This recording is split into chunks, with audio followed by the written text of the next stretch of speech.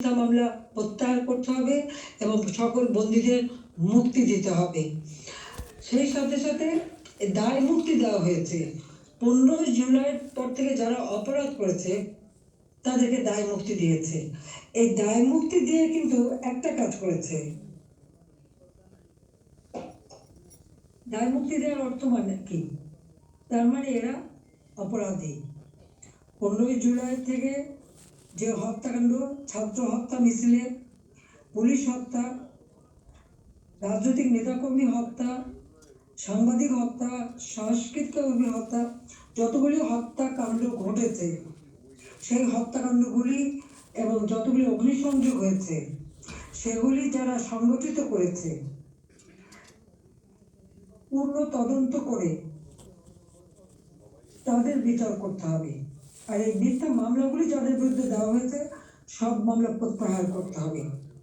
15 জুলাই থেকে 8 আগস্ট পর্যন্ত যাদের দায় মুক্তি দেওয়া হয়েছে এই দায় মুক্তি দেওয়ার কোনো অধিকার নেই, তাদের বিচার করতে হবে। কারণ দায় মুক্তি দিয়ে আমাদের মাস্টার মাইন্ড খুনি ইউনূস সাহেব এটাই প্রমাণ করেছে যে এরা সব অপরাধী, এই সমস্ত অপরাধ তারা করেছে। একই সাথে মিছিল করেছে, ক্লোজ রেঞ্জে গুলি করা হয়েছে, মানুষ মারা হয়েছে। আবু সাঈদের হত্যাকাণ্ড, মুগ্ধার হত্যাকাণ্ড, সব হত্যাকাণ্ডের জন্য কিন্তু এই মাস্টার মাইন্ডরাই দায়ী। কারণ তারাই এই হত্যাকাণ্ড ঘটিয়েছিল, কারণ লাশ ফেলো সরকার পড়ে যাবে। হ্যাঁ, আমি যদি আরো শক্তি প্রয়োগ করতাম অনেক লাশ পড়তো, আমি সরে আসতাম না।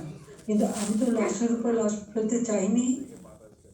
আমি তো চাইনি মানুষ আরো জীবন দিক, কারণ আমি তো স্পষ্ট দেখতে পাচ্ছি যে পরিকল্পিতভাবে হত্যা হচ্ছে।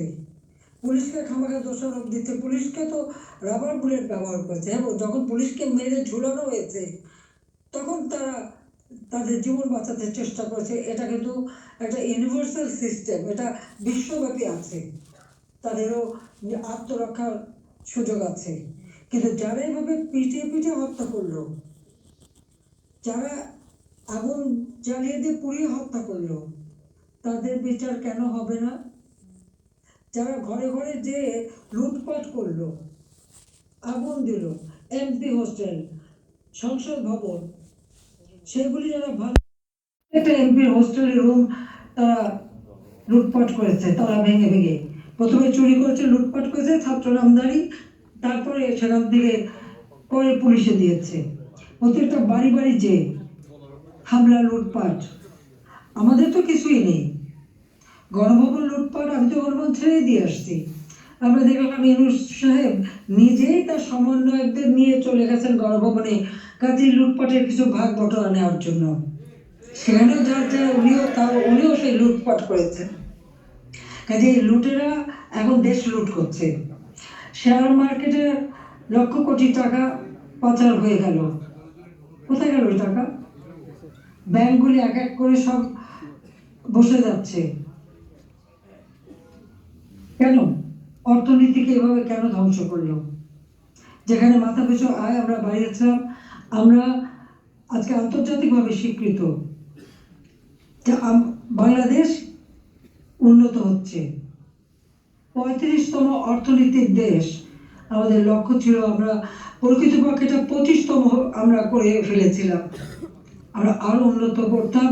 26 সালের মধ্যে বাংলাদেশ আরো এগিয়ে যেত। 41 সালের মধ্যে বাংলাদেশকে আমরা একটা আধুনিক স্মার্ট বাংলাদেশ গড়ে তুলব, সেই লক্ষ্য নিয়ে আমরা কাজ করছিলাম।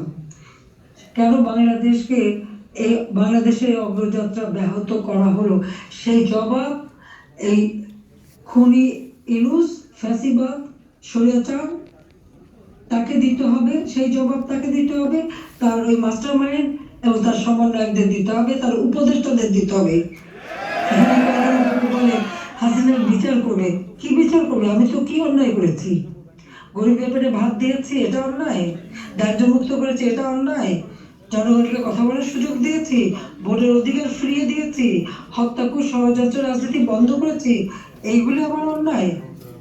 আমার হাত দিয়ে তো কোনো খুন হয়নি, আমি তো মানুষের জীবন নিতে আসিনি, আমি মানুষের জীবন দিয়েছি, জীবন উন্নত করেছি। যারা জীবন নিয়েছে যারা হত্যাকাণ্ডের সঙ্গে জড়িত তাদের বিচার হবে।